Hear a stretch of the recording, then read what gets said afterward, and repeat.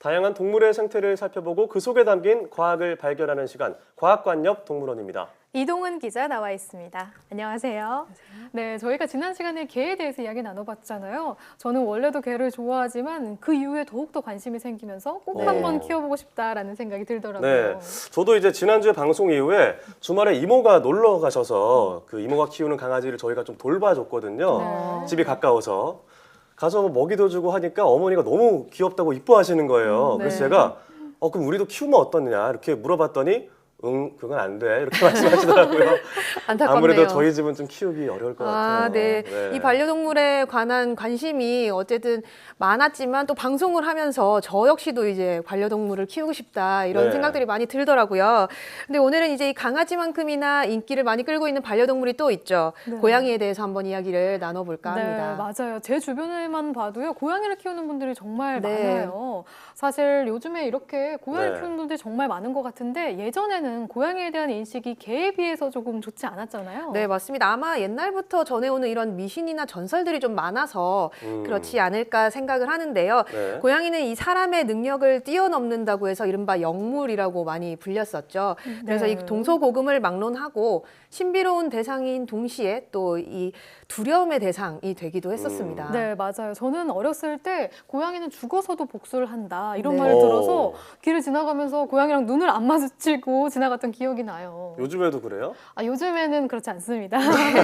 네, 다 그런 게 다 옛날 얘기 같은 생각이 들어요. 요즘에는 그렇죠. 그런 생각하시는 분은 거의 없잖아요. 네, 맞습니다. 이제는 이 고양이에 대한 편견이 많이 사라지면서 네. 이 반려묘를 키우는 분들이 부쩍 많아지고 있는데요. 실제로 이 최근 조사 결과를 보면 이 우리나라에서 키우고 있는 고양이 수가 232만 마리에 달한다고 합니다.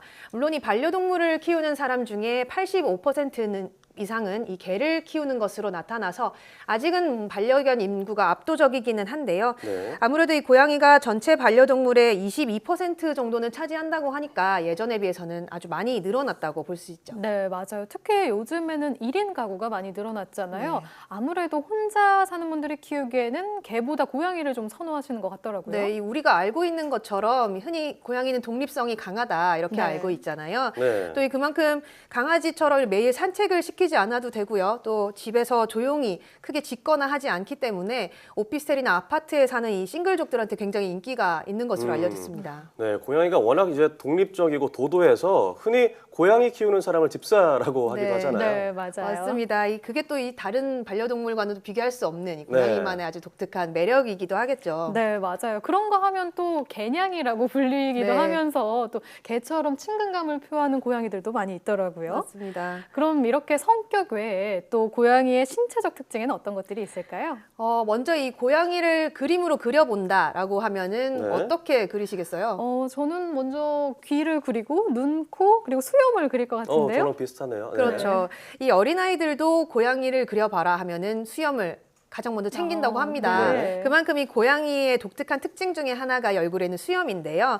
사실 고양이한테는 가장 중요한 신체 부분이기도 합니다. 네, 아무래도 정말 고양이만큼 이제 수염이 두드러지는 동물이 많지 않은 것 같아요. 네, 맞습니다. 이 고양이 수염은 코 양옆에 12개씩 보통 24개 정도가 나는데요. 다른 네. 털에 비해서 한 2.5배 이상 두껍고요. 또 3배 이상 깊게 나 있는 특수한 털입니다. 또 이 피부 아래에 있는 신경계와 밀접하게 연결돼 있어서 다른 털보다 훨씬 더 예민하게 감각을 느낄 수가 있습니다. 단순히 털이 아니라 하나의 감각기관 역할을 한다는 건데 네. 예상은 했지만 정말 과학적인 근거가 있었네요. 네, 그렇습니다. 이 고양이에게 있어서 수염의 역할은 우리가 생각하는 것보다 훨씬 더 복잡한데요.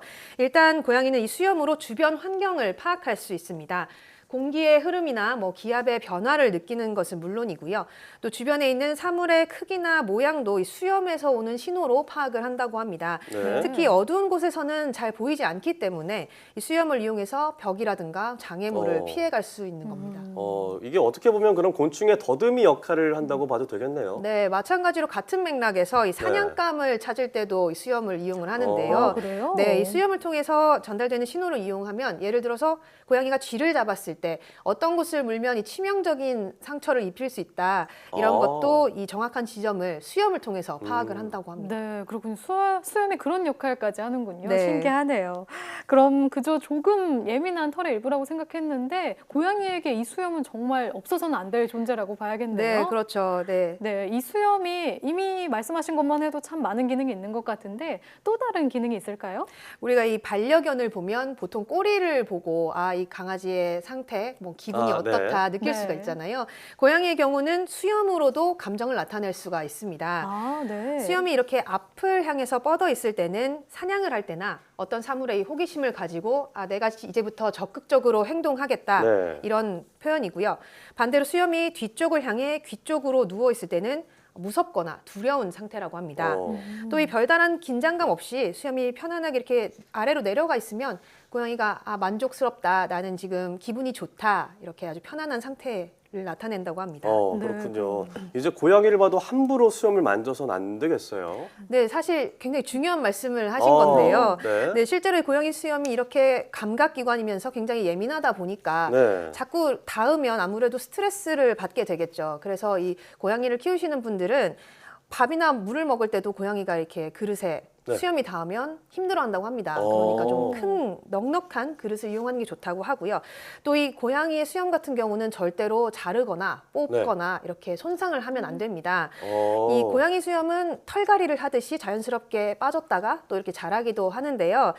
만약에 고양이 수염을 손상을 할 경우에는 앞서서 우리가 이 감각기관이라고 말씀드렸잖아요. 고양이가 방향을 잡지 못하고 헤맨다거나 예를 들어 거리 감각을 상실하고 점프를 했는데 떨어진다거나 네. 뭐 그런 부딪히고 다치는 위험이 생길 수 있기 때문에 고양이 수염은 굉장히 소중하게 다뤄야 고양이 수염이 그렇군요. 진짜 이렇게 중요하다는 건 또 처음 듣는 것 네네. 같네요.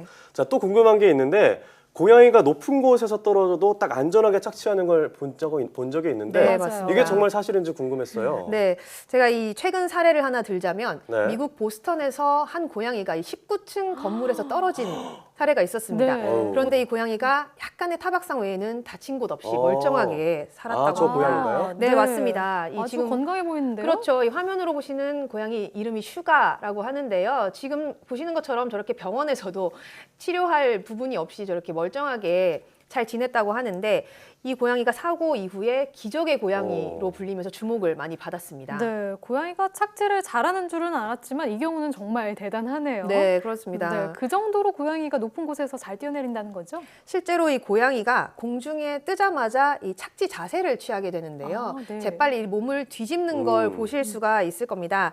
이 머리부터 가슴, 하체까지 순서대로 틀어서 자세를 잡는데요. 지금 화면에 나오고 있죠. 네. 이 슬로우 모션으로 보면은 저렇게 재빨리 몸을 반대로 뒤집는 것을 볼 수가 있습니다. 저렇게 자세를 취하는 데까지 0.2초에서 0.5초 정도면 다 된다고 해요. 정말 순식간이네요. 네, 그렇죠. 저렇게 몸을 쫙 편 상태로 내려올 때는 또 이 표면을 확대를 해서 속력을 네. 감소를 시키고요. 또 이 몸을 여러 부분 이렇게 뒤틀면서 계속 움직이면서 착지할 때 땅에 닿을 때 이 충격을 줄이기 위해서 나름의 준비를 한다고 합니다. 정말 신기하네요. 이게 눈 깜짝할 사이에 착지할 수 있는 동작으로 딱 착지를 하는 거잖아요. 네, 그래서 이 고양이 발에는 사실 이렇게 쿠션이나 충격을 네네. 완화하는 부분이 없다고 합니다. 실제로는. 아. 그런데도 이 고양이가 이런 신체 구조를 이용을 해서 안전하게 착지를 할 수 있다고 합니다. 네. 그럼 아무리 높은 곳에 떨어져도 다치진 않는 건가요? 그렇다고 해서 너무 높은 데서 떨어지면 네. 또 다칠 수 있겠죠. 아, 예. 네, 실제로 이 동물병원에도 고양이가 떨어져서 다쳤다 이렇게 찾는 경우가 많이 있다고 합니다. 생각보다. 오히려 또 이 낮은 곳에서 떨어질 때는 미처 고양이가 준비를 하지 못하고 다치는 네. 경우도 있다고 합니다. 네, 그렇군요. 그럴 수 있겠네요. 네. 이렇게 오늘 쭉 이야기를 들어보니까 우리 가까이에서 흔하게 볼 수 있는 동물인 고양이에게도 과학적인 비밀이 참 많이 숨어 있구나 이런 생각이 듭니다. 네. 그런데요, 이렇게 친근한 고양이지만 사실 요즘에 논란이 조금 많이 돼서 안타까운 점도 있었어요. 네, 맞습니다. 이 워낙에 버려지는 길고양이가 많다 보니까 네. 이 쓰레기통을 뒤지거나 지나가는 사람에게 피해를 주는 경우가 가끔 있는데요. 이런 문제를 해결하기 위해서 최근에는 이 고양이 급식소를 마련하는 곳들, 뭐 지자체뿐만 아니라 대학이라던가 다양한 기관에서 이런 급식소를 마련해서 이 쓰레기통을 뒤지지 않고도 고양이가 이 먹이를 해결할 수 있도록 도와주고 있고요. 또 지자체별로 중성화 수술을 통해 통해서 일괄적으로 꾸준히 개체 수를 관리하는 곳이 늘어나고 있다고 합니다. 이렇게 뭐 함께 사는 방법을 여러 곳에서 모색을 하고 있는 중입니다. 네. 정말 흔히 이제 길거리에 보면은 그 강아지보다는 고양이를 더 많이 볼 수 있는 것 같아요. 이렇게 고양이와 함께 사는 방법에 대한 깊은 좀 고민을 해봐야 되지 않을까 싶습니다. 네, 오늘 고양이 이야기 잘 들었습니다.